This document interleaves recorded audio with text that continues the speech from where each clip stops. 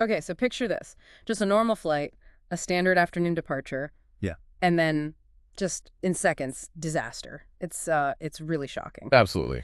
We're talking, of course, about the Air India Flight 171 crash. It's captured global attention, hasn't it? And left just so many questions. Yeah, it really has. So today we're going to try and really dig into the information we have so far. We're looking at news reports, official statements, the early investigation findings.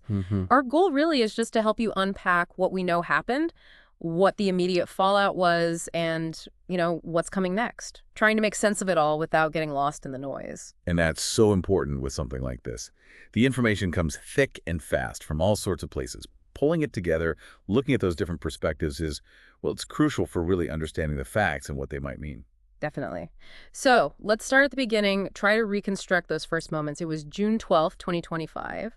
Air India Flight AI171. It was a Boeing 787-8 Dreamliner, registration VTA&B, leaving Ahmedabad, heading for London Gatwick.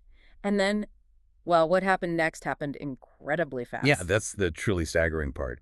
It took off around 1:38 p.m. local time, and it was only in the air for about 30 seconds, just half a minute, 30 seconds. before it lost altitude and crashed. It came down on a hostel block at the BJ Medical College in the Magani Nagar area of Ahmedabad. 30 seconds. It's barely conceivable. And the consequences of those few seconds. The human cost is just immense. It really is. You had 242 people on the plane, 230 passengers, 12 crew. Tragically, 241 of them died. Oh, awful. And on the ground, it was also horrific. We're hearing figures around 30 to 39 people killed there, too. Students, staff at the college. Just devastating. But then amidst all that darkness, this one detail emerged it's almost hard to believe. A single survivor from the plane. How's that even possible? I know. That's the really extraordinary part. His name is Viswash Kumar Ramesh. He's a 40-year-old British national. Yeah. He was apparently sitting near an emergency exit, seat 11A. And somehow, he managed to jump out just before the final impact. He actually described it as miraculous. Miraculous doesn't even seem to cover it, given the circumstances. No, it really doesn't. An incredible story, but it also underscores just how violent that impact must have been. Absolutely. Which, leads us straight to the next big question. How did the authorities even begin to figure out what went wrong in those moments? Well, the main investigation is being handled by India's Aircraft Accident Investigation Bureau, the AAIB. Right. But given the aircraft type and where it was headed, there's a lot of international help coming in.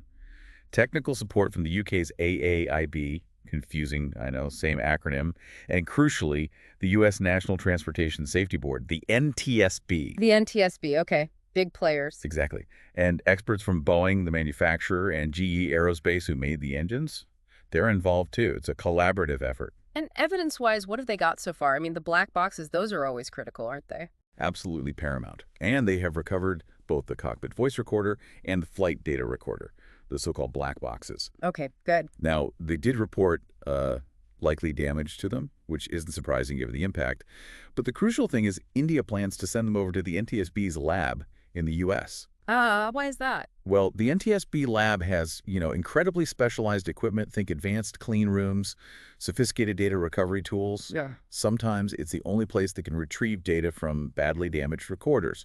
So sending them there is a really important step. Got it. So while they wait for that analysis, have any sort of initial clues or, red flags popped up? There are some early signs, yes. It seems the plane's emergency power system kicked in just before the crash. Okay, what does that tell us? Well, when that emergency system activates right before impact, it's a major indicator for investigators. It strongly suggests a catastrophic loss of primary power, meaning they'll be looking very closely at scenarios like a dual engine failure, or perhaps a massive failure in the hydraulic systems that could cripple power generation. Yeah. It forces the plane onto its backup systems. It really narrows the focus. Right, okay, so that's a significant early clue. Now, moving beyond the immediate crash site, what about the bigger picture? What were the immediate reactions from airlines, from regulators in terms of safety? India's main aviation regulator, the DGCA, they acted pretty quickly. They ordered safety inspections on all 33 of Air India's Dreamliners. The entire fleet. The entire 787 fleet, yeah. It shows they're looking fleet-wide, not just at this one plane. Maybe, learning lessons from past incidents globally where one crash pointed to wider issues. Makes sense. And just to be clear for everyone listening, there were reports around the same time about the DGCA finding some maintenance issues on some Air India Airbus jets. But officials have stressed that those are completely separate, totally unrelated to this 787 crash. Okay, important clarification. And Air India itself. They took action too. They suspended some of their long-haul flights using the 787s, and they cut back some international services by about 15% overall. That was to free up resources for these extra checks and internal reviews. Now, Air India's chairman, N. Chandrasekaran, he came out quite quickly saying the aircraft had a clean maintenance history. How does a statement like that square with an investigation? Does it carry much weight at this stage? Look, a clean maintenance history is definitely something investigators will look at. It's part of the puzzle. Mm. But, they're trained to focus on the hard data, not just statements. Even perfectly maintained planes can have unexpected failures. Right. Chandrasekaran did mention specifics. One engine was new in March, the other serviced last year, pilots fully certified. But if the maintenance was truly spotless, it actually makes the investigation harder in some ways. How so? Because it forces them to dig deeper for things like hidden manufacturing defects or really rare operational problems that standard checks wouldn't catch. They have to cross-reference every claim against the evidence from the wreckage and hopefully the black boxes. Understood. And amidst all this technical investigation, there's the human side, too, identifying the victims. Yes, a massive and incredibly difficult task. They've apparently identified over 200 victims using DNA analysis so far, getting remains back to the families. It's a huge logistical and frankly, heartbreaking process. Absolutely. Okay, so looking forward then, what kind of time frame are we talking about for getting more solid answers, and what are the next steps in the investigation?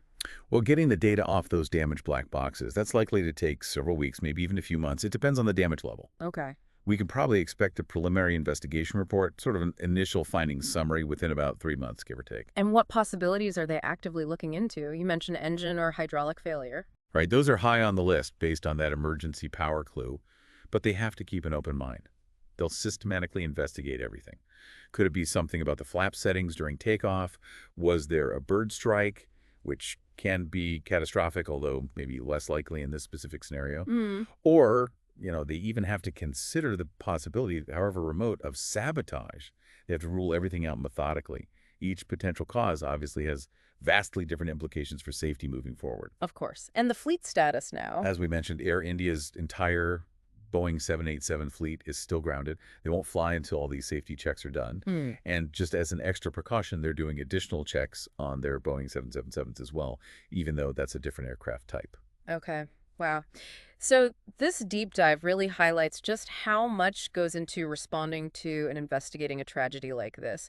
From the immediate awful details to the complex, multi-layered investigation that's now underway, it's a lot to take in. It really is. Yeah. And if you connect this back to the bigger picture, it just emphasizes the relentless need for vigilance in aviation safety. And also, the importance for all of us to think critically. When news like this breaks and information is still unfolding, it really raises a key question, doesn't it? It does. What are the lasting lessons that are going to come out of this Air India 171 investigation? For aviation globally, for safety protocols, how might this specific tragedy actually change how future planes are designed or how they're maintained? It's that constant cycle, isn't it? Learning from these terrible events to try and prevent the next one. A tough but absolutely vital process for everyone involved in flying.